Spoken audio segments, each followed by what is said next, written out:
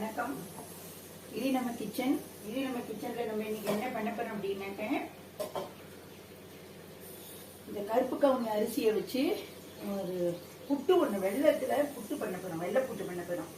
இதுக்கு நம்ம என்ன பண்ணணும் அப்படின்னாக்க, இந்த கருப்பு கவுனி அரிசியை ஒரு அழாக்கு எடுத்து நேற்று நைட்டே நல்லா களைஞ்சிட்டு நல்லா ஊற வச்சாச்சு. 10-12 மணி நேரம் ஊறிடுச்சு.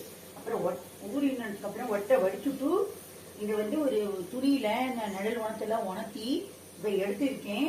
இப்போ இந்த பதத்துல ஈரம் இருக்கணும், காஞ்ச மாரியும் இருக்கணும், ரெண்டும் இருக்கணும். அந்த மாரி பதத்துல இருக்கணும். இதை இப்போ மிக்சியில நான் போட்டு நான் இதை ரவை மாரி நைஸ் ரவை பண்ணணும். நைஸ் ரவை மாவெல்லாம் அரைக்க வேண்டாம். மாவை அரைச்சி புட்டு பண்ணினோம்னா வடையை பிடிக்கிற மாரி இருக்கும், வெண்ணியை பிடிக்கும். அதனால நைஸ் ரவையா இதை பொடி பண்ணணும் மிக்சியில. இதை பொடி பண்ணிட்டு காட்டுறேன்.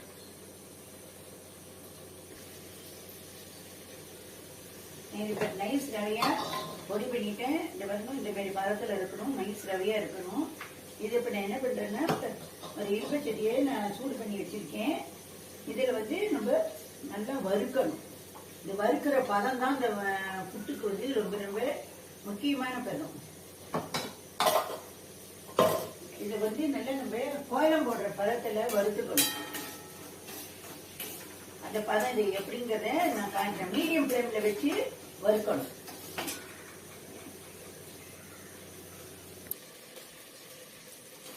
இப்ப இது நம்ம பதம் எப்படி வந்துட்டான்னு பார்க்கணும். இனிமேல் மீடியம் ஃப்ளேம்ல வச்சு பார்க்கணும், வறுக்கணும்.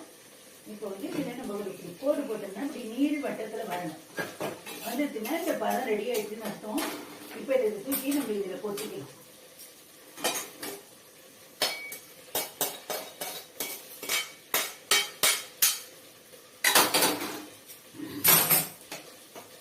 ஒரு செகண்ட் இதை நம்ம ஆற போடணும்.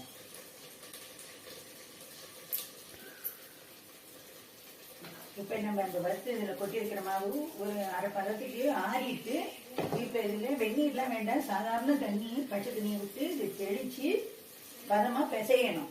இப்படி பிடிக்க வேணும், விட்டா உதிரணும். அதான் பதம். இப்ப நம்ம இது கொஞ்சம் லேசா தண்ணி விட்டு இதை நம்ம நல்லா பிசைப்போம்.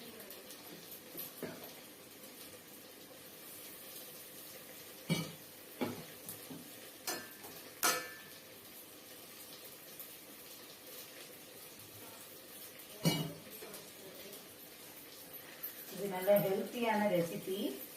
1 2 கறிவா